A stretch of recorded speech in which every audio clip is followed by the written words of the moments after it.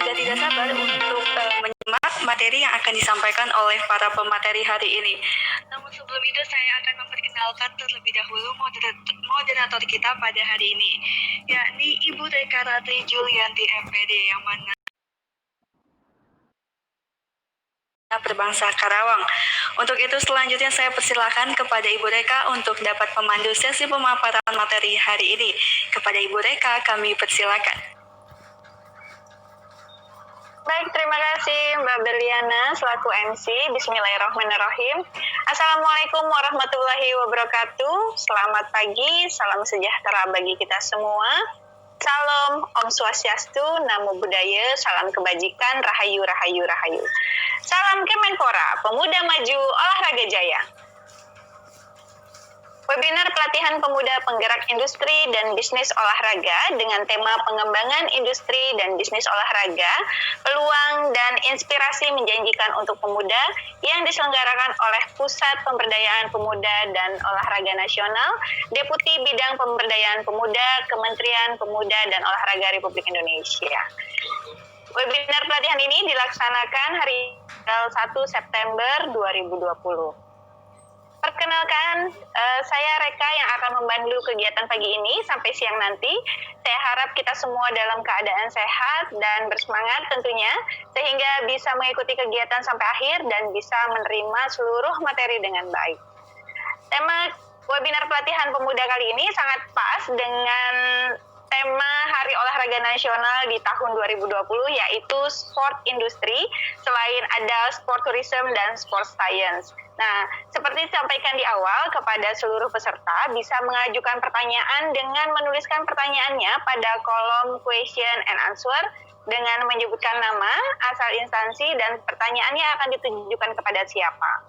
Pertanyaan akan saya bacakan setelah pemateri selesai menyampaikan materinya. Jadi, selama pemateri menyampaikan materi, teman-teman peserta bisa menuliskan pertanyaannya.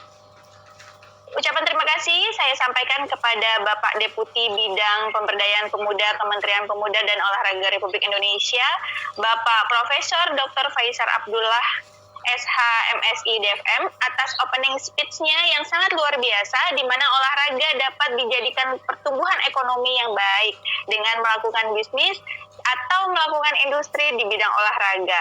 Jadi setelah ini semuanya mulai bangkit bisnis olahraga. Dan terima kasih juga kepada Kepala Pusat Pemberdayaan Pemuda dan Olahraga Nasional, PPPON, Kementerian Pemuda dan Olahraga Republik Indonesia, Bapak Tri Winarno AKCA, yang telah memfasilitasi kegiatan webinar pelatihan pemuda penggerak industri dan bisnis olahraga. Terima kasih untuk seluruh pemateri yang hadir, Bapak Ibu pemateri. Saya akan menyapa dulu kepada pemateri kita hari ini. Yang pertama, Bapak Haji Mahfudin Nigara SEMM. Beliau adalah staf khusus Menteri Pemuda dan Olahraga bidang pengembangan dan prestasi olahraga. Selamat pagi, Bapak Nigara. Assalamualaikum mereka. Waalaikumsalam. Bapak masih ingat saya? Saya pernah diajar sama Pak Nigara ini waktu zamannya kuliah di UNJ untuk jurnalistik olahraga. Menemukan titik, saya lagi mencari nih murid-murid saya dulu nih. Ya, karena banyak sekali. Baik, selamat pagi Bapak. Sehat ya Pak? Alhamdulillah, Reka. Alhamdulillah. Oke, yang kedua, Ibu Sri Wahyuni ST MSc. Beliau adalah Asisten Deputi Industri dan Promosi Olahraga pada Deputi 4 Kemenpora Republik Indonesia. Selamat pagi Ibu Sri. Sudah bergabung dengan kami. Selamat pagi mereka. Selamat pagi Ibu. Sehat-sehat Ibu. Selamat pagi Pak Nik. Selamat pagi Pak Tri. Selamat pagi Pak Deputi, Pak Prof Faisal. Baik Ibu, terima kasih. Berikutnya ada Bapak Chris John. Beliau adalah juara dunia tinju yang sudah sama-sama kita ketahui. Mungkin beliau masih dalam kegiatan lain, nanti akan bergabung dengan kita. Ya, ada lagi Bapak Profesor Firman Syahdelis MPD. Beliau guru besar pasca sarjana Universitas Negeri Jakarta, dan pemateri kita yang terakhir yaitu Bapak Nano Irano. Beliau adalah Direktur PT Maestro Perkasa Sportindo yang kita sudah sama-sama tahu produknya seperti apa. Hari ini luar biasa sekali pematerinya. Dan antusias yang luar biasa juga dari peserta sebanyak 500 orang yang telah tergabung dalam platform Zoom, dan peserta yang menyaksikan live pada link YouTube PP PON Kemenpora. Terima kasih telah bergabung dan saya yakin kita akan belajar bersama, mendapatkan pengetahuan dan pastinya mendapatkan manfaat yang luar biasa pada pagi ini. Karena pemateri yang hadir akan berbagi informasi dan wawasan yang dapat menambah pengetahuan kita semua. Baik, untuk mempersingkat waktu, kita mulai dengan materi yang pertama yang akan disampaikan oleh Bapak Haji Mahfudin Nigara SEMM, di mana dengan judul Perkembangan Industri dan Bisnis Olahraga di Indonesia. Baik, saya akan membacakan profil singkat beliau terlebih dahulu. Bapak Haji Mahfudin Nigara SEMM lahir di Jakarta pada tahun 1957, mendapatkan gelar magister dari Unkris. Beliau memiliki profesi sebagai wartawan dari tahun 1981 dan juga sebagai komentator olahraga. Sekarang masih aktif sebagai komentator olahraga tinju yang merupakan salah satu olahraga favorit Pak Nigara. Prestasi beliau dalam peliputan berita yaitu peliputan Piala Dunia dan kejuaraan dunia olahraga lainnya. Beliau banyak memiliki karya tulis dalam bentuk buku. Salah duanya, Diplomasi Kerupuk Udang. Ini saya pernah dengar ceritanya waktu zaman Pak Nigara ngajar. Jadi di Perancis itu ya Pak, masih ingat saya nih. Di Perancis, nanti beliau akan ceritakan langsung deh gimana nih kok kerupuk udang jadi bahan diplomasi. Dan kumpulan cerpen wartawan 2 buku olahraga. Nah, beliau sekarang menempati posisi sebagai staf khusus Menteri Pemuda dan Olahraga bidang pengembangan prestasi olahraga. Baik Bapak, saya persilahkan untuk menyampaikan materinya. Terima kasih Reka. Assalamualaikum warahmatullahi wabarakatuh. Bapak-bapak yang terhormat, Profesor Faisal, Deputi 1 bidang kepemudaan, kemudian Mas Tri Winarto, Pak Sri Wahyuni, Profesor Firman, saudara saya Chris John, dan Bapak Nano, serta seluruh peserta webinar. Supaya enak, saya lebih baik bercerita aja nih. Kalau mempresentasikan apa yang saya siapkan sepertinya nggak masuk nanti. Jadi saya mau itu nanti bisa apa yang ada nanti bisa diminta kepada panitia, nanti biar dikirim melalui soft copy-nya. Baik.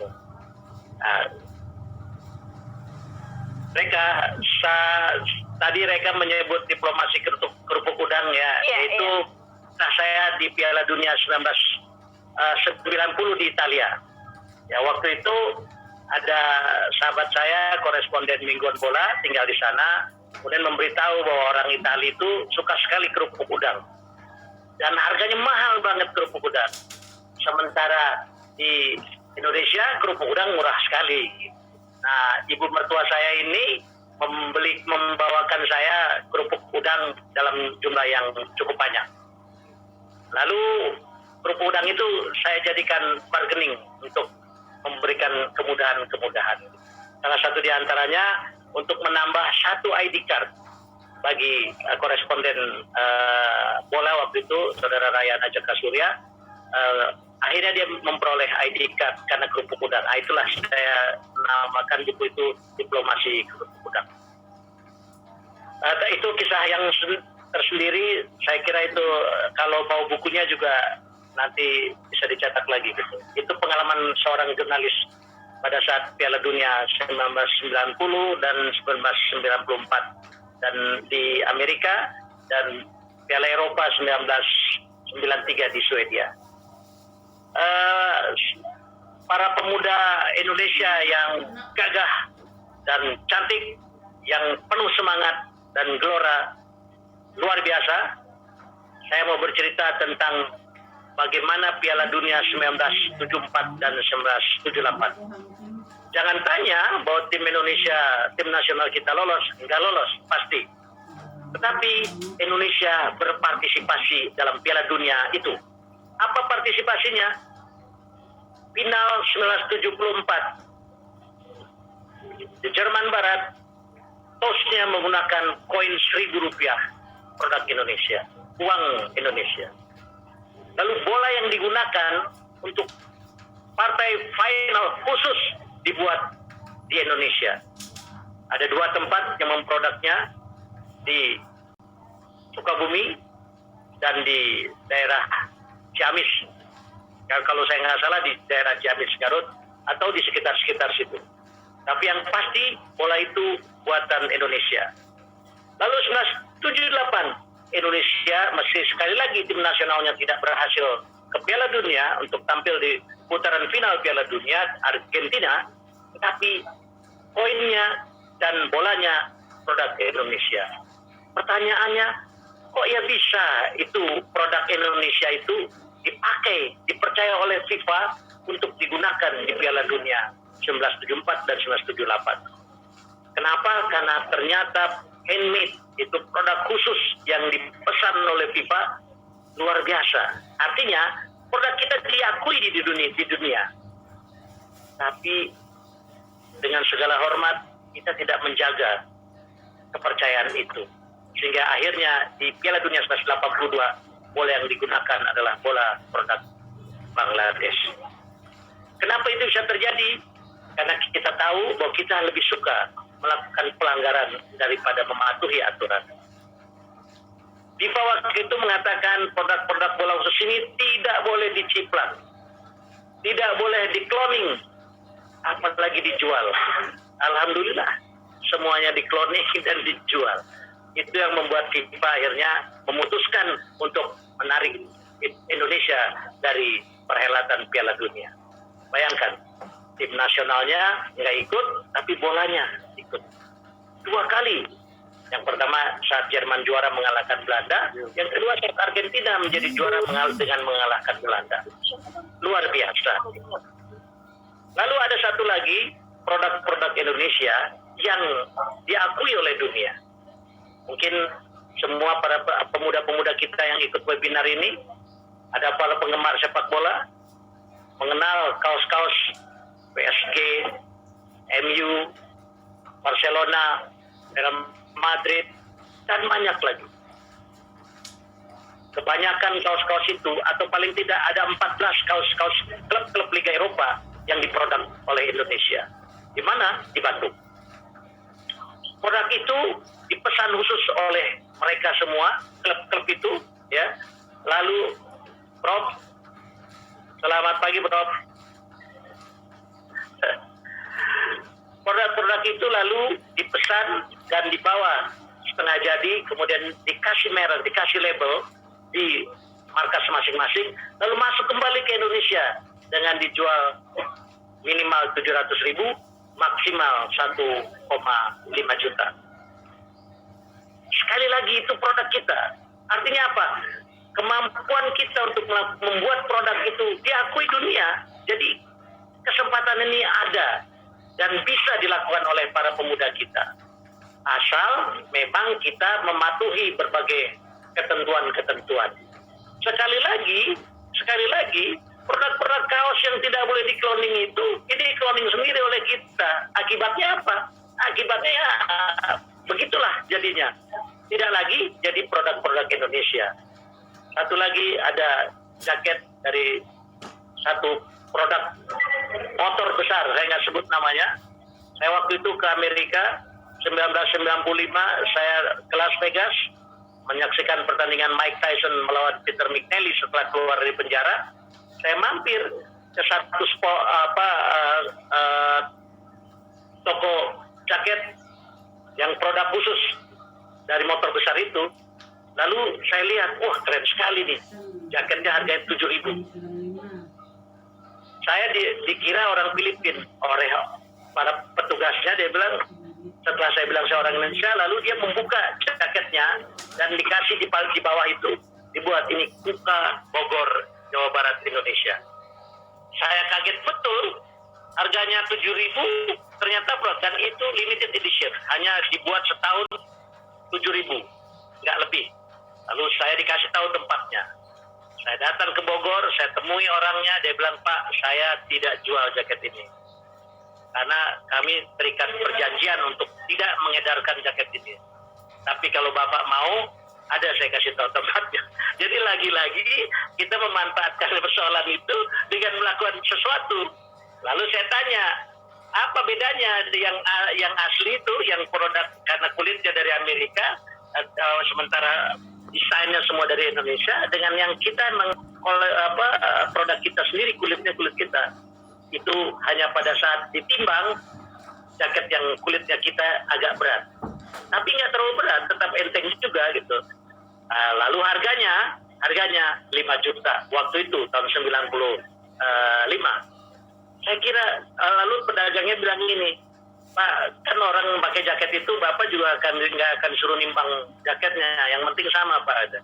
Saya berpikir terlalu canggih, kita punya kemampuan anak-anak, dan itu anak-anak muda, sekumpulan anak muda. Dan tetapi sekali lagi sayang kita tidak menjaga komitmen itu, sehingga pada akhirnya kita mengalami nasib yang ya seperti sekarang lah. Produk-produk kita akhirnya hanya beredar di tempat kita sendiri. Para pemuda peserta webinar yang berbahagia, yang senantiasa insya Allah dirahmati oleh Allah Subhanahu Wa Taala, diberi kesehatan, diberi perlindungan, diberi kemudahan, dan diberi dicukupi seluruh kebutuhannya oleh Allah Subhanahu Wa Taala. Sebentar lagi ada Piala Dunia U20 Mei Juni 2021. Nah, hampir setiap Piala Dunia, ya, kecuali di Rusia kemarin, ya, hampir setiap Piala Dunia itu membawa dampak yang luar biasa pada pergerakan keekonomian di setiap negara penyelenggara. Betul bahwa yang diselenggarakan di Indonesia bulan Juni nanti adalah Mei Juni nanti adalah U20, tetapi untuk kawasan Asia dan Asia Tenggara, urusan U20 ini tetap sama menariknya dengan Piala Dunia Senior. Saya memberi contoh Korea Selatan pada saat menjadi tuan rumah Piala Dunia 2002 dan bersama Jepang, luar biasa keekonominya, meningkat luar biasa. Bahkan sebelum itu pada saat Korea Selatan menjadi tuan rumah Asian Games dan Olimpiade 1986, keekonomian negara itu berkembang luar biasa. Turisme menjadi sangat luar biasa. Semua produk-produk Korea menjadi produk-produk dunia. Nah, momen yang ini harus semua para peserta yang muda yang tertarik pada bisnis-bisnis yang seperti ini, jadikanlah momentum Piala Dunia ini menjadi momen terbaik untuk kita bisa meningkatkan keekonomian kita dengan kembali mengedepankan produk-produk domestik, ya, produk-produk buatan anak bangsa yang kemudian menjadi bagian yang terdepan di dunia. Mimpi kita, ya, begitu tinggi dan itu tidak dilarang. Asal kita dalam mimpi itu bisa membuat jembatan-jembatan sehingga mimpi itu bisa kita capai. Karena kalau mimpi kosong itu sama dengan orang di pinggir jalan yang lewat mobil lalu larang sambil berpikir, satu hari saya ingin punya mobil itu. Padahal dia nggak ngapa-ngapain, dia nggak akan tercapai mimpinya gitu. Tapi saya percaya peserta webinar yang ikut dia kurang lebih 500 orang, insya Allah katanya Mas Tri bisa bertambah menjadi 1.000 orang. Mudah-mudahan 1, 2, 10, 20, 100, 200 menjadi pengusaha-pengusaha produk olahraga di Indonesia. Saya tidak sebut namanya, nama produk luar negeri yang terkenal. Saya cuma kasih tahu logonya seperti ini, begini logonya, ya, putus kontrak. Padahal itu di produk di Indonesia. Tetapi kemudian mereka membuat produk dengan merek sendiri dan sama kualitasnya dengan produk dengan merek-merek tertentu. Kalau kita beli sepatu olahraga di luar negeri, jangan pernah ragu untuk membeli yang made in Indonesia. Kenapa? Karena itu produknya sangat bagus. Ya, nah kalau kita di Indonesia pasti made-nya Taiwan, Bangladesh, itu pun nggak perlu kita takut untuk membelinya. Kenapa? Karena itu memang sistemnya seperti itu, ditukar ke kiri ke kanan. Tapi produk Indonesia yang paling tinggi. Jadi inilah peluang bagi semua peserta webinar kali ini. Saya berharap dan saya berdoa supaya satu hari ada 1, 2, 3, 100, 200 yang bisa menjadi pengusaha dan membawa nama Indonesia ke kancah dunia. Saya kira itu Reka yang bisa saya sampaikan. Saya menunggu nanti kalau ada respon dari para pendengar, para peserta webinar. Mudah-mudahan saya bisa menjawabnya. Kalau ada kesalahan, mohon dimaafkan karena kesalahan adalah kodrat manusia. Dan kalau ada yang benar dari ucapan saya ini, insya Allah itu berasal dari Allah Subhanahu Wa Taala. Terima kasih. Assalamualaikum warahmatullahi wabarakatuh. Waalaikumsalam warahmatullahi wabarakatuh. Baik Pak Nigara, terima kasih untuk materinya dan share pengalamannya. Jadi Indonesia tuh walaupun nggak berpartisipasinya bukan dari tim olahraganya malah, tapi dari produknya ya, sama dari koinnya itu sebenarnya peluang yang harus tetap dijaga gitu ya Pak. Nah, dari kejadian tersebut, menurut Bapak, bagaimana yang harus dilakukan masyarakat Indonesia, khususnya pemuda, untuk tetap menjaga itu dan karena menumbuhkan rasa kecintaan terhadap produk Indonesia? Karena zaman sekarang nih apalagi kayaknya kalau produk Indonesia kurang oke nih, harus yang merek-merek yang dari luar gitu. Gimana Pak tanggapan Bapak? Yang pertama barangkali gini, kita harus tumbuh percaya betul bahwa produk yang kita buat ini produk yang tidak kalah. Tetapi juga kebiasaan-kebiasaan buruk nih, ini kebiasaan-kebiasaan buruk. Pasti bukan teman-teman yang sekarang ikut webinar, kalau produknya udah bagus, lalu kualitasnya diturunin sedikit. Kenapa? Karena pengen untung yang lebih banyak. Akibatnya nggak terjaga kualitasnya gitu loh. Nah harusnya begitu produk kita ini maju, maka kualitasnya harus ditingkatkan. Kenapa? Supaya orang bertambah lagi untuk melakukan satu. Dengan sekarang negara yang sudah tidak ada batas negara ini, dengan sudah terbuka seperti sekarang, saya kira ini kesempatan buat dan anak-anak Indonesia ini luar biasa. Nah, kan kemarin kita lihat gitu, ada penemu minyak di Teluk Turki itu 8 orang anak Indonesia, kan luar biasa. Gitu loh. Cuma memang kadang-kadang anak kita juga nggak dihargai di republiknya sendiri gitu kan. Ke depan itu harus kita hargai dan kita komit juga. Jangan kalau teman maju terus kita marah sama teman maju gitu kan, lucu. Ya dia kebiasaan buruk ini harus kita tinggalkan gitu, supaya kalau ada teman maju, kalau perlu kita beli gitu, lalu kita promosiin bahwa kita nggak dapat sesuatu, nggak ada masalah kan. Semua perbuatan itu dicatat di atas oleh Allah oleh para malaikat dan disetorkan kepada Allah. Itu kan satu kebaikan mereka gitu. Begitu kira-kira. Baik, jadi lakukan yang terbaik dulu untuk diri sendiri dan lingkungan. Nah, ini ada pertanyaan, bagaimana upaya pemerintah untuk menggenjot produk lokal yang makin terbenam karena eksistensi produk luar? Itu pertanyaan dari Rizky Muharram Putra, Pak. Ya, tentu kita berharap pemerintah juga lebih memberi space kepada anak-anak muda kita, gitu ya. Saya tidak ingin mengatakan bahwa kita dibanjiri oleh produk Cina, tapi fakta di lapangan produk Cina sangat luar biasa banyaknya gitu. Pada kelasnya belum tentu kita kalah gitu. Nah, ini yang saya kira harus segera kita sikapi bersama. Jadi kalau teman nggak mau beli produk teman, itu udah menandakan bahwa kita nggak percaya pada produk kita sendiri gitu. Nah, kita mulai dari lingkup yang paling kecil aja deh. Ya itu apa itu? Ya teman, gue bisa loh, gue bikin ini loh, beli dong. Lu kurangi ini, tambahin ini, begini, seperti itu. Jadi kalau kita nggak bisa menghormati itu, maka nggak akan maju bangsa kita. Padahal kemampuan bangsa kita ini luar biasa. Betul sekali.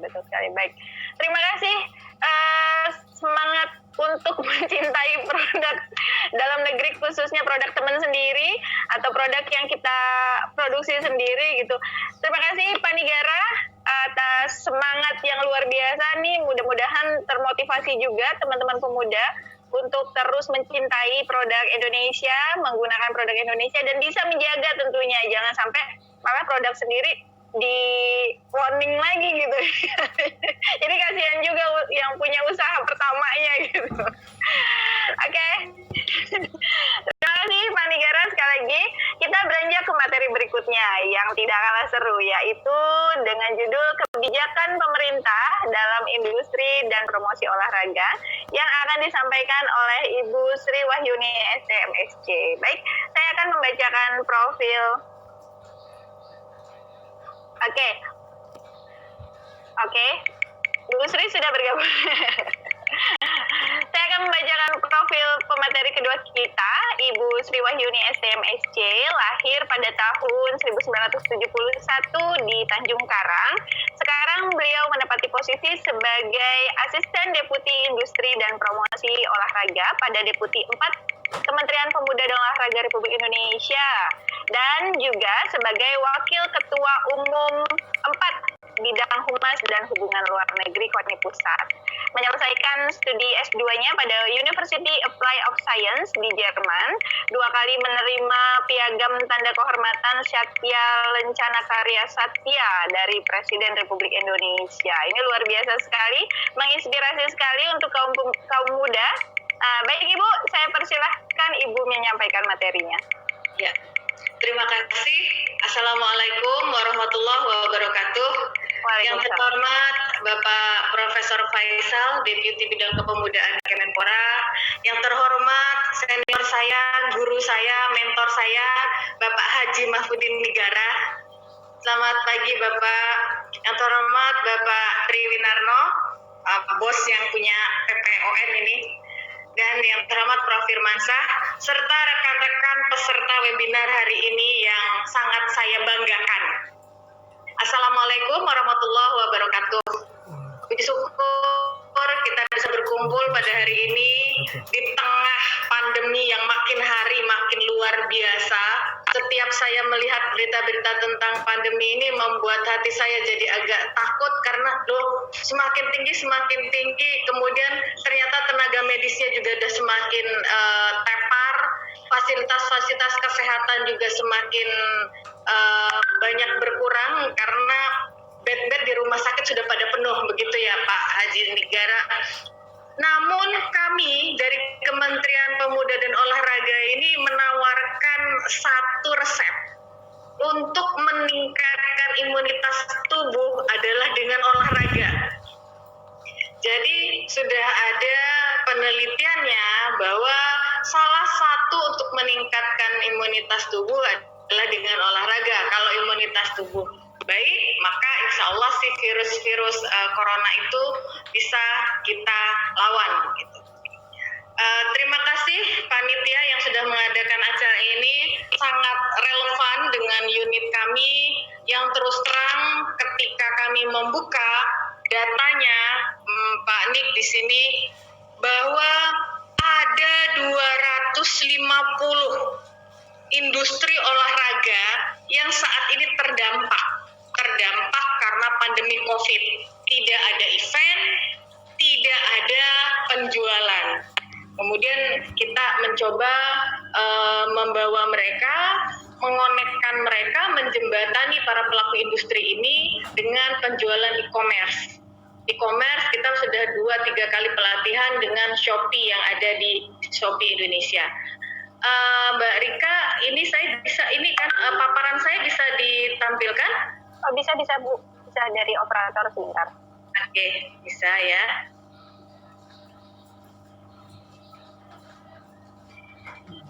Sudah? Ya, oke.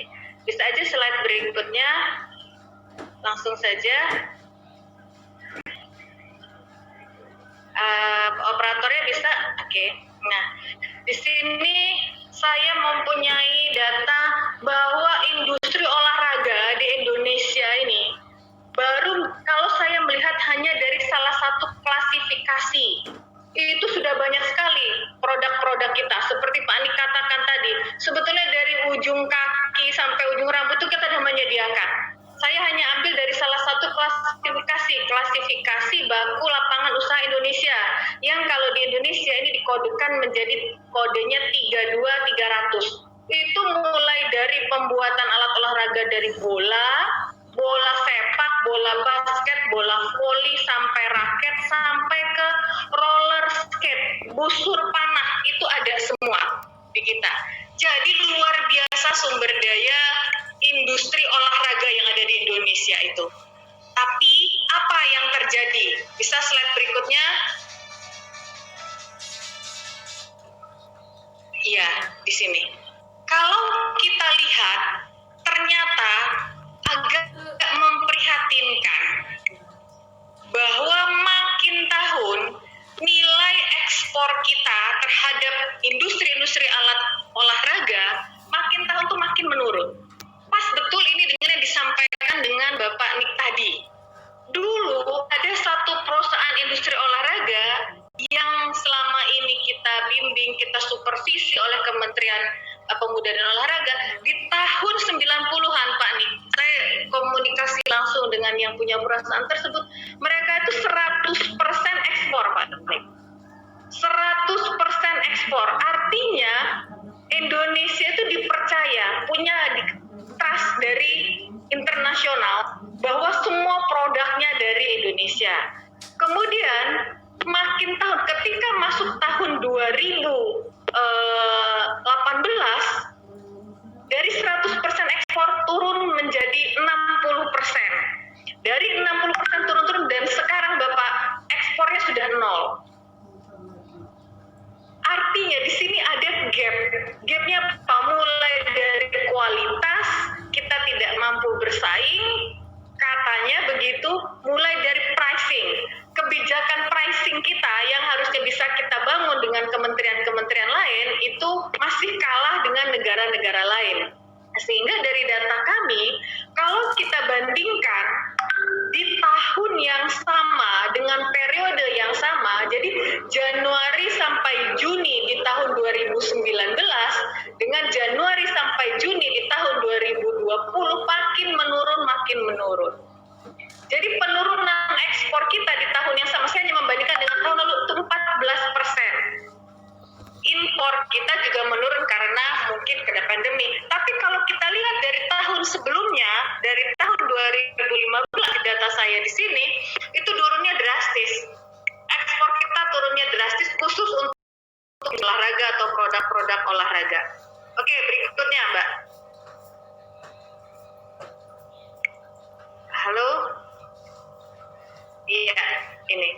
Kalau kita lihat lagi, kinerja industri olahraga kita itu seperti apa sih sekarang? Kinerjanya. Negara-negara tujuan ekspor kita, itu sebetulnya yang paling banyak adalah United States of America.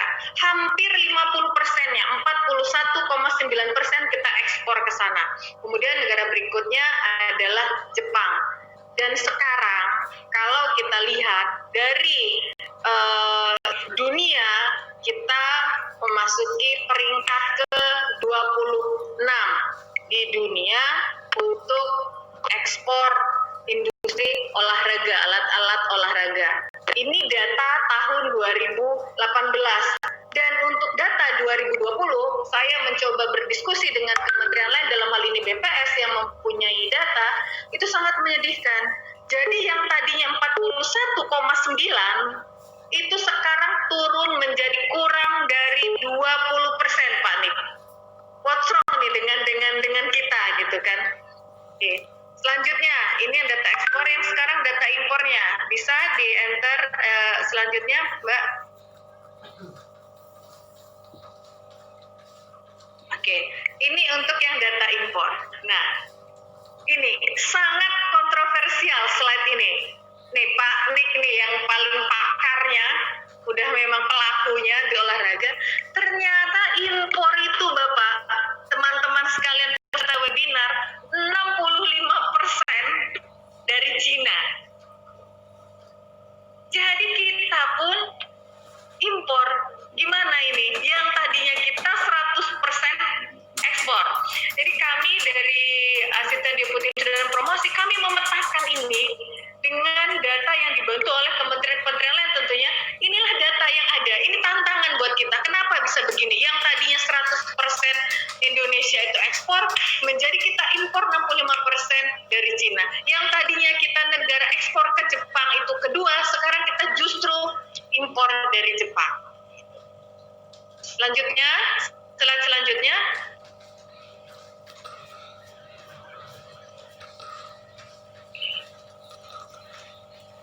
Nah, ini adalah kalau kita melihat, kalau di sini saya katakan nilai ini rata-rata nilai tambah industri olahraga yang ada di Indonesia. Modal kita, teman-teman sekalian, ini biaya input ini adalah modal kita. Ini rata-rata average dari semua produk. Saya mengambilnya dari semua produk.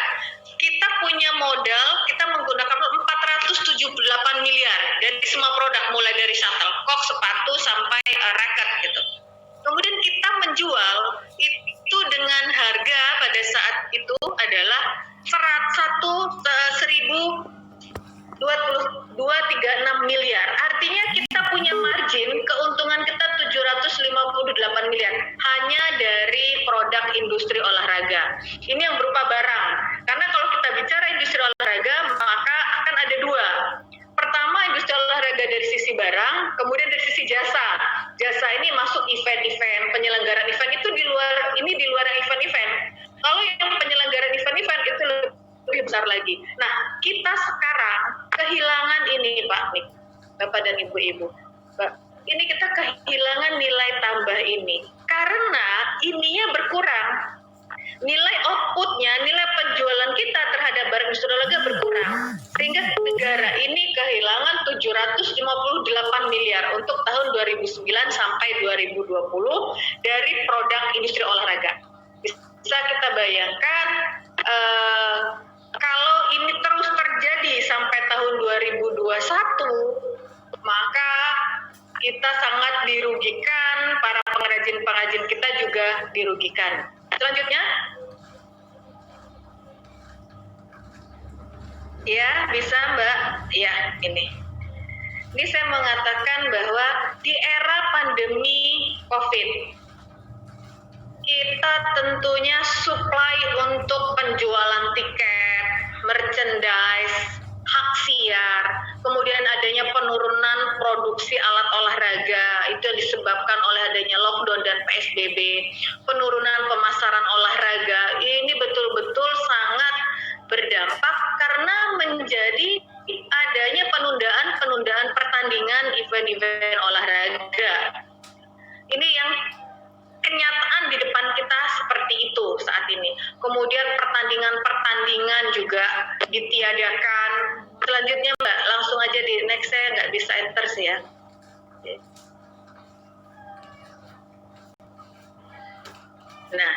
Nah, upaya yang dapat dilakukan apa? Upaya yang dapat dilakukan saat ini oleh Kemenpora adalah secara simultan kita kembali masuk ke tahap 3. Jadi di Kemenpora ada namanya protokol kegiatan olahraga. Dalam protokol kegiatan olahraga itu, apabila sudah masuk daerah tersebut sudah masuk tahap ketiga, maka diperbolehkan kembali menggelar event-event, menggelar pertandingan dengan menggunakan protokol kesehatan. Salah satunya adalah bahwa event tersebut tidak boleh diselenggarakan dengan mengundang penonton.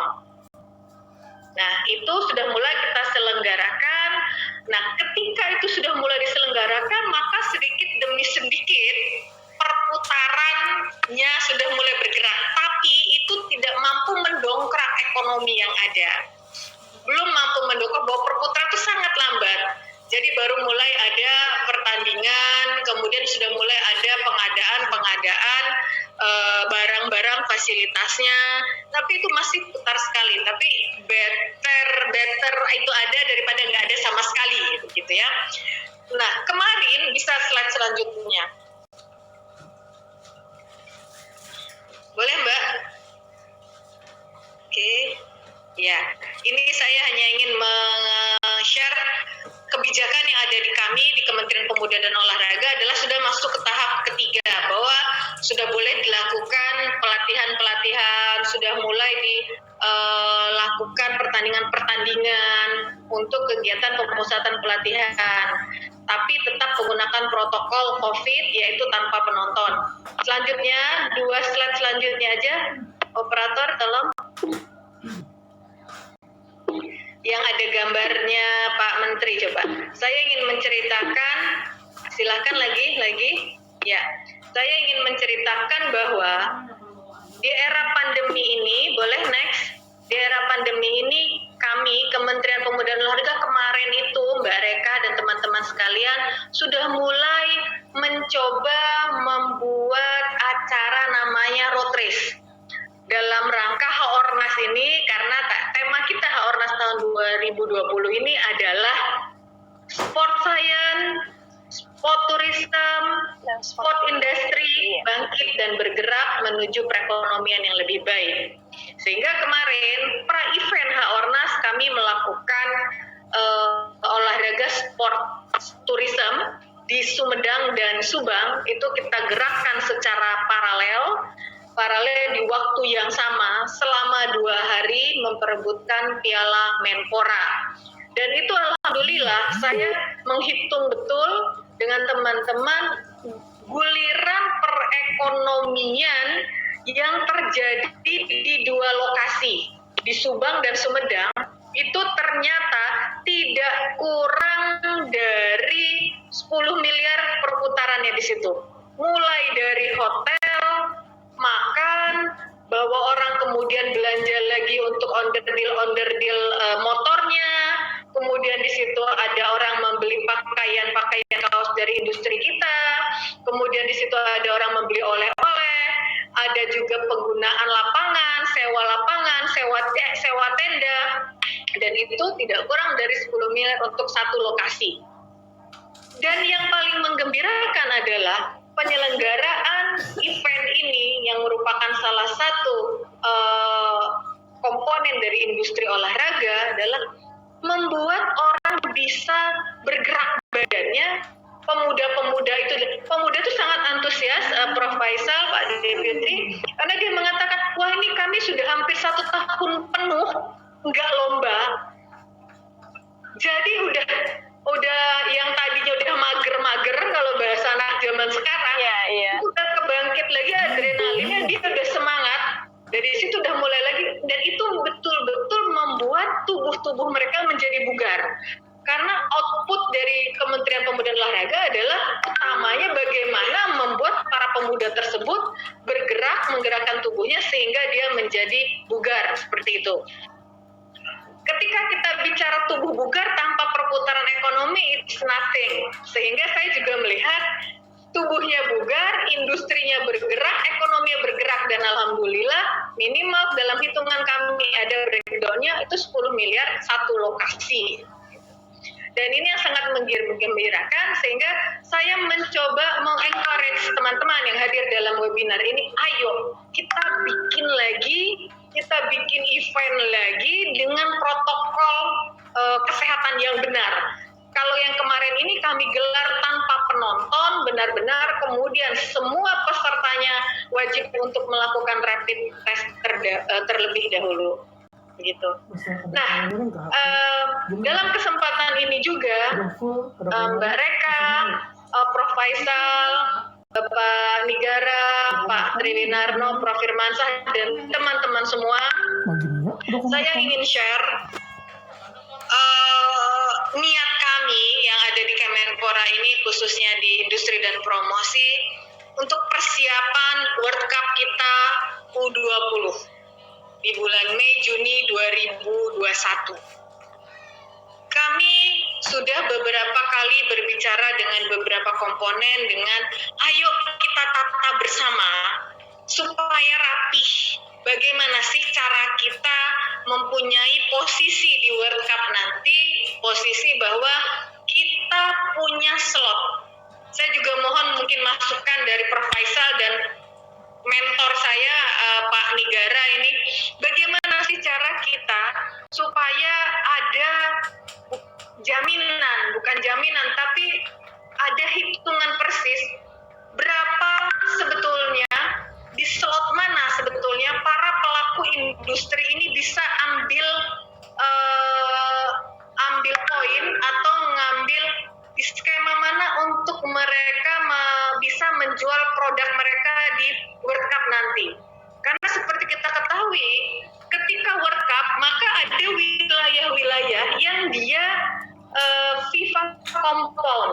Kompon itu jadi wilayah-wilayah yang memang harus pakai stempelnya FIFA, pakai hologramnya FIFA dan sebagainya. Dan ketika kita mau mendapatkan lisensinya hologramnya FIFA, itu pasti ada prosedur panjang yang harus dilalui. Dan saya yakin bahwa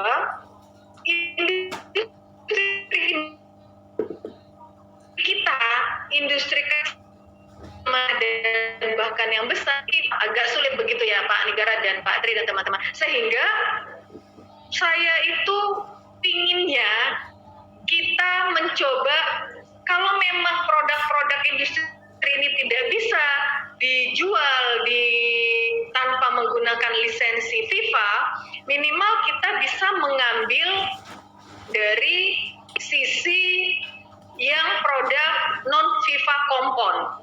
Non FIFA kompon itu tapi kita jadikan satu itu artinya kita punya quality yang ada minimal quality-nya, standar kualitas yang bagus gitu loh. Jadi tidak lagi ada orang jual kaos dengan kualitas yang bagus harga 150.000 misal, tapi nanti ada yang buat juga tipis banget kaosnya, sablonnya asal-asalan dengan harga 20.000. Itu menurut saya kadang merusak pasar. Ketika kita bisnis pasar, maka kita harus punya strategi, market strateginya, supaya itu mempunyai price yang benar. Apakah oke, kita seragamin yuk harga untuk kaos di FIFA nanti, produknya sama, kualitasnya sama, harganya segini, sehingga nanti kita tidak bertengkar sendiri dengan persaingan dengan saudara. Kalau tadi Pak Nik dan Mbak Reka mengatakan bahwa ayo ada gerakan beli jualannya saudara, ayo, tapi kita juga punya gerakan, ayo kita sama-sama, kita mau buat boneka kecil kayak mau buat kaos kayak, kita bisa pasang stand-stand kecil di mall-mall, kita bisa pasang stand-stand kecil di GBK yang tidak harus menggunakan izin FIFA. Nah, ini pengalaman kan wartawan senior kita yang internasional, Pak Nigara ini yang tahu gitu. Itu sih bayangannya kami. Nah, kalau industri kita, saya yakin mereka siap untuk memproduksi apapun. Mau kita suruh bikin bola, mereka bisa, yakin saya. Mau kita bikin boneka-boneka, ikon-ikon FIFA, mereka bisa. Mau bikin kostum. Masalahnya adalah ketika mereka mau bikin, mereka nggak yakin pasarnya yang mana. Pasarnya yang mana? Di daerah mana mereka bisa berjualan? Kalau mereka hanya berjualan di pinggir jalan, yang kadang-kadang begitu ada Satpol PP mereka lari, menurut saya kok ya nggak begitu harusnya. Seperti itu. Kami di Kementerian Pora ini siap untuk memfasilitasi itu. Yuk kita bangun sama-sama bagaimana untuk mencoba kita mengambil peran di FIFA di 2021 ini. Begitu dari saya, banyak slide-slide yang lain nanti bisa di-share aja ke teman-teman. Cuman saya mau yang di depan mata ini, tahun depan kita ada 2 event besar, FIFA U20, kemudian PON Papua. Ada 2 event besar, ayo dong. Mulai dari sekarang kita tata. Industri olahraga harus berperan dalam World Cup tersebut. Perannya di mana? Apa yang bisa dibantu oleh kami pemerintah? Di PON apa? Bisa nggak sih di PON itu disebutkan misal produk yang dipakai semua cabur di PON minimal 40% produk industri lokal.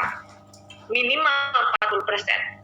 Saya rasa akan bukan yang mengatakan bahwa cabur dia harus punya standar. Oh iya, kita kan bukan untuk bola untuk digunakan bertanding, enggak. Minimal ya untuk merchandise-nya seperti itu gitu loh.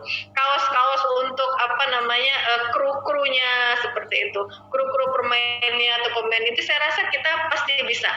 Standar apapun yang dimintakan oleh internasional, industri kita bisa kok. Tinggal mereka dapat orderannya nggak sih, pasti orderannya itu dari mana.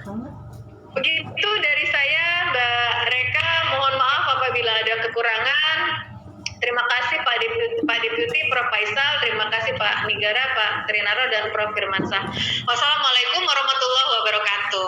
Waalaikumsalam warahmatullahi wabarakatuh. Terima kasih Ibu Sri, semangat dan materi yang luar biasa nih membuat kita semua jadi terbawa semangat membuat event-event dan melakukan bisnis olahraga baik produk maupun jasa. Jadi nanti peluang besar sekali sebenarnya Ibu ya untuk memanfaatkan event-event yang terdekat ini gitu.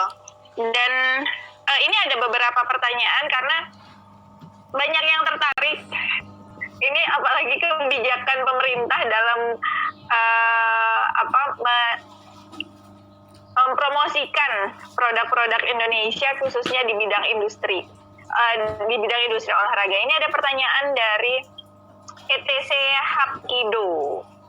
Izin bertanya, bagaimana promosi yang baik dan efektif untuk suatu sekolah atau klub olahraga di sekolah-sekolah umum maupun pemerintah? Apakah Kemenpora selain dari kegiatan olahraga yang dilaksanakan oleh Kemenpora sendiri, apakah melibatkan sekolah ataupun klub-klub olahraga gitu Ibu? Ya, terima kasih Mbak Reka.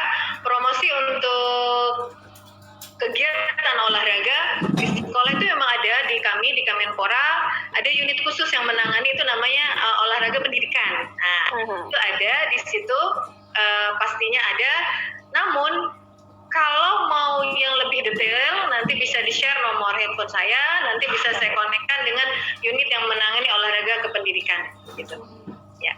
Jadi dalam kegiatan olahraga pendidikan itu juga harus mulai dimunculkan produk-produk industri olahraga supaya siswa-siswa yang masih kecil-kecil ini juga tahu gitu ya, dan bisa mencintai atau menggunakan produk dalam negeri gitu. Ya, betul. Ini ada lagi Ibu dari Gracela Hartawan. Ya, mahasiswa Politeknik Negeri Jakarta jurusan MIIC. Ini saya kurang pahami. Pertanyaannya untuk Ibu Sri, kenapa Indonesia tidak membangun fasilitas perhelatan olahraga di dekat pusat wisata? Mungkin kalau misalkan event olahraga gitu kali ya, kalau fasilitas olahraga itu kan tergantung lokasi yang dikasih sama pemerintah daerah ya gitu.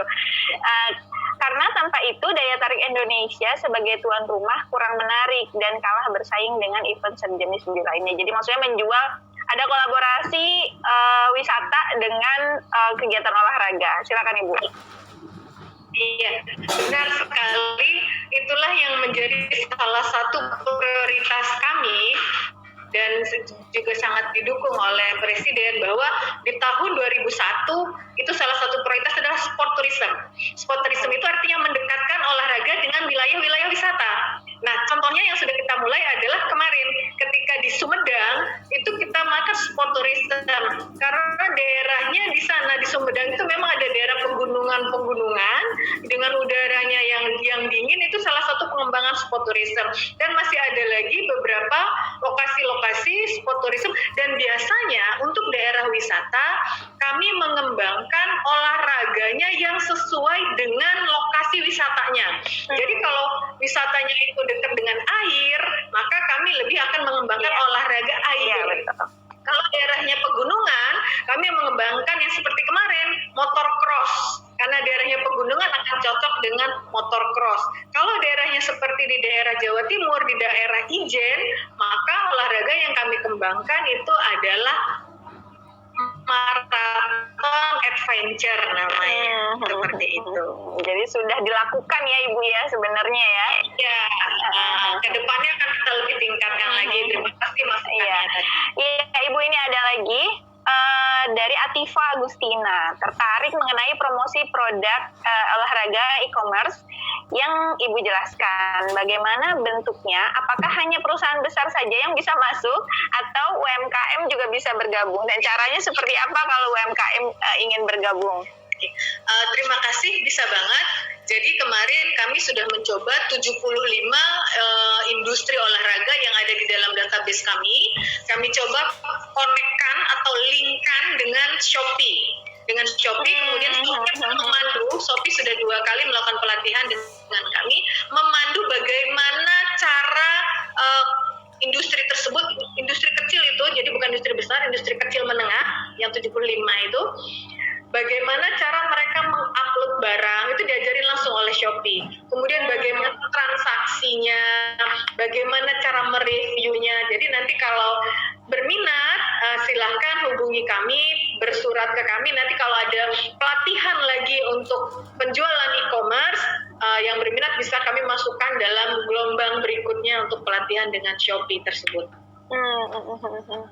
Oke, jadi sebenarnya udah banyak banget yang dilakukan ya oleh Kemenpora untuk mendukung produk-produk Indonesia, khususnya produk olahraga, dan supaya digunakan oleh masyarakat Indonesia. Jangan sampai masyarakatnya karena gengsi pakainya yang merek yang ternama aja deh gitu, dan harganya itu mahal. Padahal merek ternama pun itu sebenarnya dibikinnya di sini. Udah dibikin di sini, dibawa ke sana, dibalikin lagi jadinya mahal gitu. Oke, ini ada lagi Bu, ini banyak sekali nih tertarik karena Ibu tadi semangat betul gitu, jadi teman-temannya semangat semua. Untuk olahraga balap motor yang non motocross ya Bu, apa saja fasilitas yang akan diberikan dan dikembangkan pemerintah untuk Indonesia?